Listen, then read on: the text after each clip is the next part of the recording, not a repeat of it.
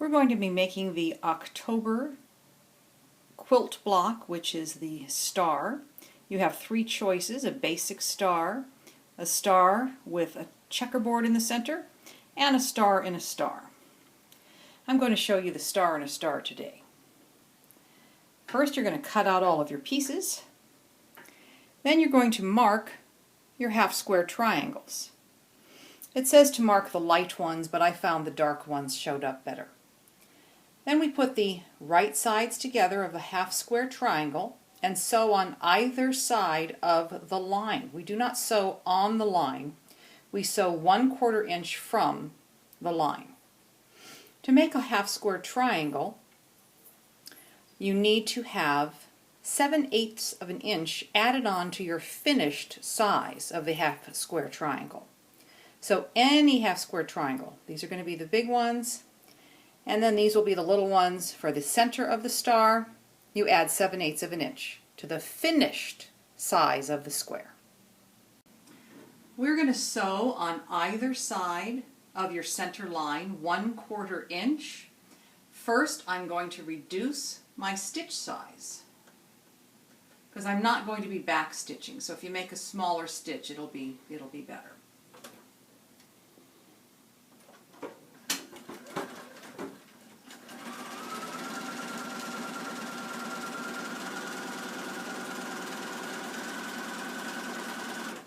At this point, you can just keep chaining all down one side.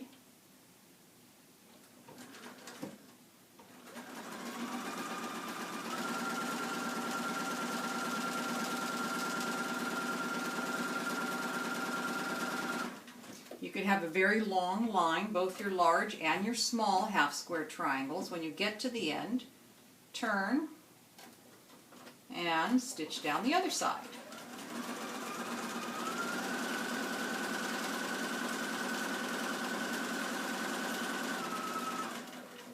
And then when you're done with all of your chaining, you're going to cut in half right on your drawn line. And that will give you 2 half square triangles. Another option would be to keep your 3 3/8 inch strip together and then just mark at the 3 3/8 inch interval and then stitch it. I just find it easier and a little more accurate to cut the 3 3/8 inch square first and then sew them at an angle. But you could do it that way also. Next, you want to press your seam flat. Always press a seam flat. It sets the seam. Then you're going to press your seams in pairs. One will go to the light side and one seam will go to the dark side. Now, if you have very light fabric, you probably won't be able to do this because it might show through on the light side. But if you sew one to one side and the other to the other, then when you sew them together, the seams will nest and they will go together nicely. They won't be as bulky as if you had the seam all in the same direction. Next, you want to line up all of your pieces the way they're going to go. And I like to sew all of my half square triangles together first. Put them as an arrow. If you see the light color, looks like an arrow pointing in on all of the half square triangle pieces. That's what you want to do. You want to sew those first and then point them towards the center. Here, all of the half square triangles have been sewn together. Make sure you press the large half square triangle unit to one side and the small ones to the opposite side because those seams will nest.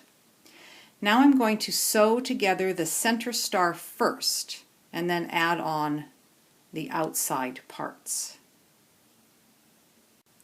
Now that you have the center star sewn together, you can sew the top row, the middle row, and the bottom row together, and then sew all 3 rows together and you'll have your completed star.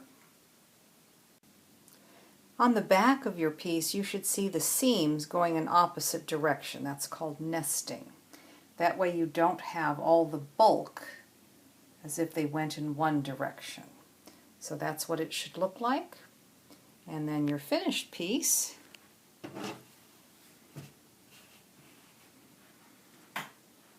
look like that. Now, you have options. You don't have to make the star in the star, of course. You could make the plain centered star.